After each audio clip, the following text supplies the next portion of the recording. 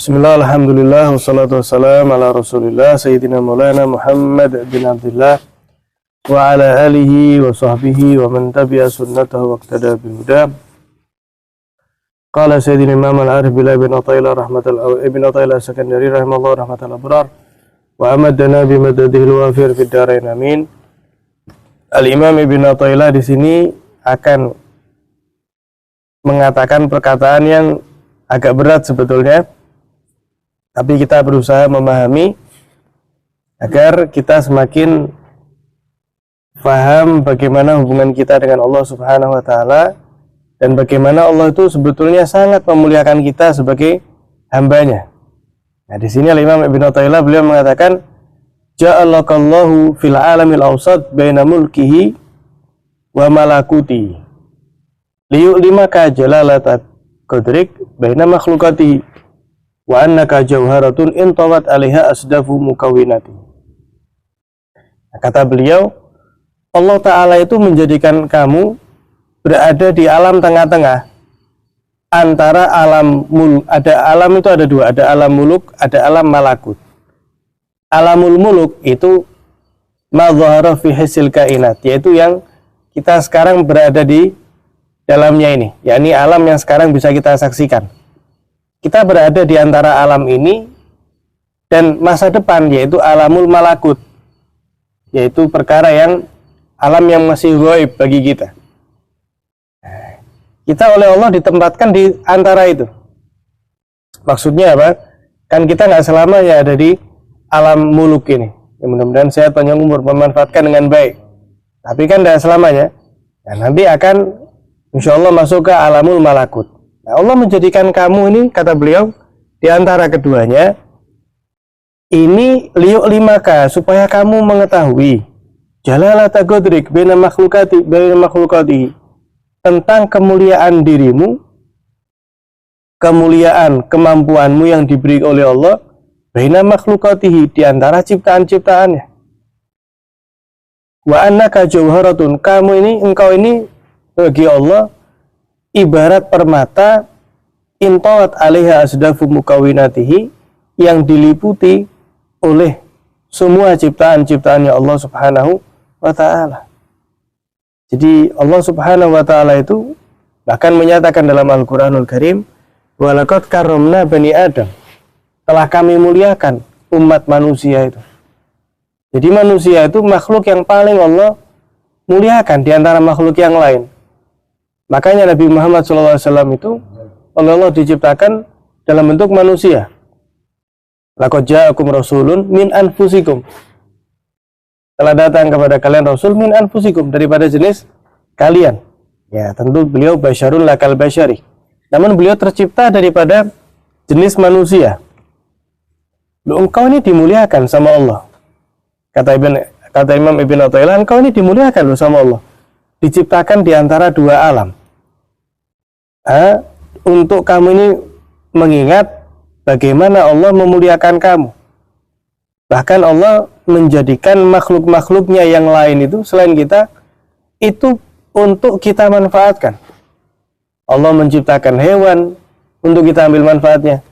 Allah menciptakan tumbuh-tumbuhan untuk kita ambil manfaatnya.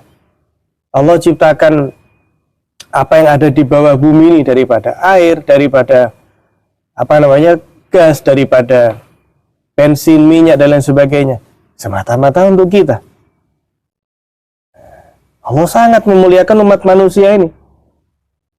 Ini semata-mata agar bagaimana kita bersyukur kepada Allah, dan ketika kita memahami sebetulnya semua ciptaan Allah ini khidmat untuk membantu kita sebetulnya, sehingga kita itu hanya fokus untuk ikhlas kepada Allah saja. Kita mengambil dari apa yang kita perlukan daripada dunia ini, kemudian jangan kita pikirkan berlebih, melainkan fokus kepada Allah Subhanahu wa ta'ala, dan berusaha meminimalisir perhatian kita yang berlebih terhadap dunia.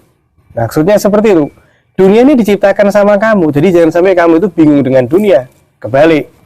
Nah, ibarat kata seperti itu. Nah, ini bahkan Abul Abbas Al-Mursi ini gurunya bisa dibilang maha gurunya para ulama sufi, Abul Abbas Al-Mursi. Beliau mengatakan, al-aqwan kulluha abidun musakharun lak. Lu alam semesta ini semuanya itu ibarat budak yang Allah siapkan untuk kamu. Gitu loh. Wa anta Abdul Hadra, engkau adalah hambanya Allah Ta'ala yang selalu diperhatikan oleh Allah. Bahkan diriwayatkan dalam sebagian kitab yang Allah turunkan untuk nabinya, Allah menyatakan, ya ibna Adam, ana buduka lazim falzam budak. Wahai manusia, saya ini kebutuhan utamanya kamu yang lazim, yang pasti, yang wajib untuk dirimu. Saya ini satu-satunya. Adapun yang lain itu hanya perantara dari Allah. Falzam budak, maka perhatikanlah apa yang harus atau apa yang selalu ada untukmu, yaitu Allah Ta'ala. Selain itu fana sifatnya. Semua yang selain Allah ini sifatnya apa? Fana. Fana itu maksudnya tidak selamanya, hanya saja Allah ciptakan untuk kita. Bahkan ini lebih jelas lagi, dahsyat sekali ini. Dalam hadis qudsi Allah Ta'ala menyatakan, ini sangat indah sekali. Kata Allah, ya ibna Adam, wahai manusia, khalaqtul asya' kullaha min ajlik. Wahai manusia, saya ini ciptakan segala sesuatu ini, semuanya ini di alam semesta ini, min ajlik, untuk kamu. Wa khalaqtuka min ajli, dan saya menciptakanmu untukku. Jadi, kalau diperjelas, Allah menyatakan, Allah menciptakan kita, ya, dan Allah menciptakan segala hal untuk kita. Ya. Jadi Allah menciptakan kita dan menciptakan segala hal untuk kita. Jadi Allah menciptakan segala hal ini untuk kita, menciptakan kita untuk Allah. Jadi urutannya gitu. Ya, alam semesta ini untuk kita untuk Allah Ta'ala. Maka kata Allah, fala tashtagil bima huwa laka amma anta lahu. Maka jangan kamu itu terlalu menyibukkan diri atas sesuatu yang memang untuk kamu, sehingga engkau melalaikan yang mana engkau adalah untuknya, yaitu untuk Allah Subhanahu wa Ta'ala. Bisa dipahami ya? Jadi Allah menyatakan, ya manusia, saya ini menciptakan alam semesta ini untuk kamu, dan saya ciptakan kamu untuk saya, kata Allah Ta'ala. Maka jangan kamu terlalu menyibukkan apa yang memang sudah aku siapkan untuk kamu, sehingga kamu melupakan yang mana engkau diciptakan untuknya, yaitu untuk Allah Ta'ala. Ini sangat indah sekali. Ya? Jadi semua ini sudah saya ciptakan untuk kamu. Kamu nggak perlu repot, kamu nggak perlu menyibukkan apa yang memang saya ciptakan untuk kamu. Loh, sampai kamu lupa, kamu itu saya ciptakan untuk saya, kata Allah Ta'ala. Hal yang sudah dijamin untuk kamu lupakan. Hal yang sudah dijamin untuk kamu sibukkan. Justru yang kamu diciptakan untuknya, yaitu untuk Allah, justru kamu lupa. Nah, ini kebalik ya. Sangat indah sekali. Kemudian Al-Imam Al-Wasiti itu beliau memaknai atau mentafsirkan firman Allah yang tadi kita sebut. Allah Ta'ala menyatakan, walaqad karramna bani Adam, kami telah muliakan umat manusia. Maksudnya apa? Beliau Al-Wasiti mengatakan, qala bi an sakharana lahum alqan wa ma fih. Yaitu Allah mentaklukkan alam semesta ini dan seisinya untuk kita. Kita bisa bayangkan, misal sapi itu minta, misalnya, enggak mau, saya negosiasi dulu, misalnya. Mau dipakai bajak sawah, mau diperah susunya, terus dia ngamuk gitu, enggak. Sapi di bajak sawah ya nurut, diambil susunya ya nurut. Padi itu, orang nanam padi, muncul dipanen ya mau dia, enggak pas, enggak wes saya enggak mau, enggak ada. Ikan diambil ya mau, ya ini kabur ya wes, memang ikan ya. Tapi ini sudah diambil ya sudah dia, ya nurut. Ya sudah gitu aja. Pohon kita ambil buahnya ya mau nurut, karena emang Allah ciptakan untuk kita, gitu loh. Jadi jangan justru kebalik, apa yang sudah ditanggung oleh Allah kita kejar-kejar. Lah ini sudah Allah buat untuk kita. Apa yang mana kita untuk Allah justru kita lupakan. Padahal kita nih diciptakan untuk kepada Allah. Li'alla yakunu fi takhsiri syai'. Supaya Allah menciptakan segala hal ini untuk kita, supaya jangan sampai kita itu dikuasai oleh dunia. Kita ini diciptakan oleh Allah untuk memanfaatkan dunia, bukan dimanfaatkan oleh dunia. Nah makanya Nabi SAW dalam hadis qudsi menjelaskan, Allah Ta'ala berfirman, menyatakan apa? Yang maknanya, wahai dunia, man khodamaki fakhdumi. Wahai dunia, siapapun yang berkhidmat kepadamu, wah, apapun is dunia. Kalau kita bahas tadi malam, dunia kan harta dan jabatan ya. Pokoknya segala hal, pokoknya jabatan saya harus saya bisa. Pokoknya harta ini gimana pun caranya saya harus kaya. Fakhdumi, kata Allah Ta'ala. Maka silakan wahai dunia, engkau memperbudak, memperhamba orang tadi itu. Tidak ada rasa cukupnya akhirnya. Orang itu tidak memiliki rasa cukup. Naudzubillah. Tapi waman khodamaki, tapi wahai dunia, siapapun daripada manusia yang khidmat kepada saya, dalam arti dia menghamba dengan Allah dengan baik, dengan ikhlas, dengan tulus, dan mengambil daripada dunia apa yang perlu baginya. Kalaupun Allah beri tambah, yaitu sudah ketentuan Allah. Fakhdumi. Maka layanilah dia tadi itu. Ya, man khodamaki fastakhdimi, wa man khodamani fakhdumi. Siapapun yang berkhidmat kepadamu, maka jadikan dia hambamu, budakmu. Tapi siapa yang menghamba kepadaku, maka kamu berhambalah kepada mereka. Ya. Kalau dalam kalam beliau yang lain tadi itu, ini ana lanjutkan supaya runtut ya. Di sini Imam Ibnu Athaillah mengatakan anta ma'al aqwan malam tashhad al-mukawwin. Fa idza syahidtahu kanatil aqwan ma'ak. Ini juga cukup berat sebetulnya. Cuman kita berusaha memahami. Kata beliau, engkau ini akan terikat selalu dengan makhluk, dengan alam semesta selama engkau tidak bisa menyaksikan kebesaran Allah di balik dunia yang Allah ciptakan untukmu tadi itu. Maksudnya apa? Orang itu kalau bingung terhadap dunia tadi itu, dia tidak akan bisa merasakan kelezatan beribadah dengan Allah Ta'ala. Ya, ibadah segitu-gitu saja. Sampai mati, naudzubillah min dzalik, ya segitu saja kualitas ibadahnya. Kenapa? Karena fokusnya itu kepada sesuatu yang memang sudah Allah siapkan untuknya.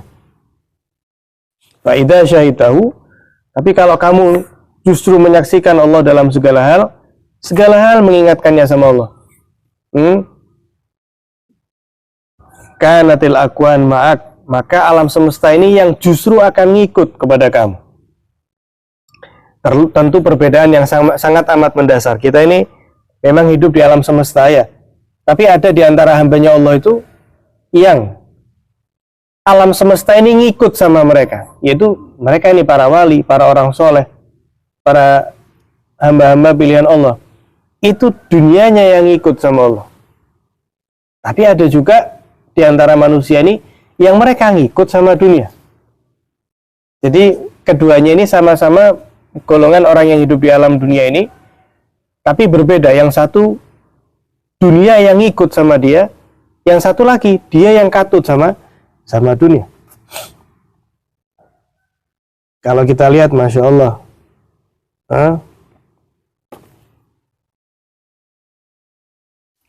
sampai ya ada salah seorang Al-Muzani Al-Kabir, ya, muridnya Ibrahim Al-Khawas.